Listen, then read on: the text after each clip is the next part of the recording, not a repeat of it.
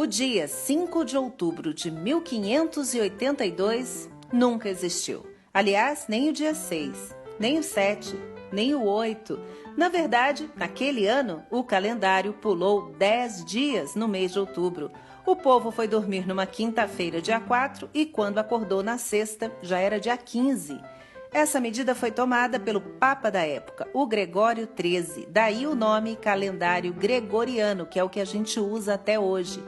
Essa mudança ocorreu para corrigir o calendário usado antes, o chamado calendário juliano, que tinha esse nome porque foi criado pelo imperador romano Júlio César no ano 46 a.C. e que tinha origem lá no Egito.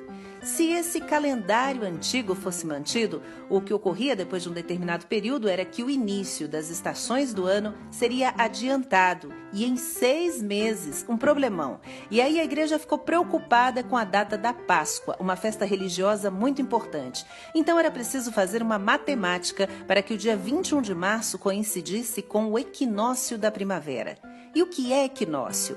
É quando a luz do sol corta o chamado equador celeste, fazendo com que o dia e a noite tenham a mesma duração, ou seja, 12 horas cada. Isso ocorre nos meses de março a setembro, nos hemisférios norte e sul do planeta Terra. Só que essas datas elas vão mudando a cada ano. E para resolver o problema, o Papa chamou vários especialistas, vários astrônomos e reformou o calendário. O ano gregoriano dura aí 365 dias, 5 horas, 49 minutos e 12 segundos. Ganhou 27 segundos a mais. Mas não é perfeito, precisa ser ajustado sempre. Assim, um mês pode ter de 28 até 31 dias. E as semanas também variam. Dependendo do mês, você pode ter 4 ou 5 semanas de trabalho ou de aula. E esse calendário não foi aceito logo por todo mundo, não. Houve resistência, principalmente dos países não católicos. Na Grécia, por exemplo, ele só foi adotado em 1924, no século passado, portanto. Já aqui no Brasil, que era colônia de Portugal e na época estava sob domínio da Espanha, país católico, esse calendário entrou em uso imediatamente.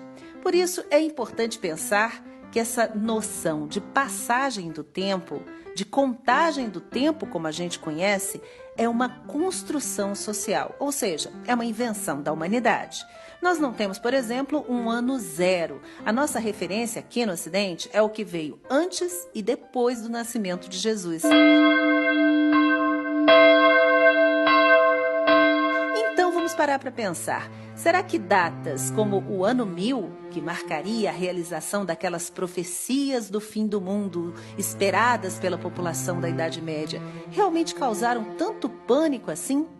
Bom, a verdade é que a maioria das pessoas naquela época nem sabia ao certo em que ano estava. Embora, claro, sim, por influência da igreja, algumas novenas foram celebradas, alguns suicídios até foram registrados nos mosteiros, mas esse medo do apocalipse deve ter servido muito mais para converter essas pessoas. Então, você sabe que dia é hoje? Quer dizer, sabe mesmo? Tem certeza? A resposta correta nesse caso é: depende. E até a próxima com uma história a mais.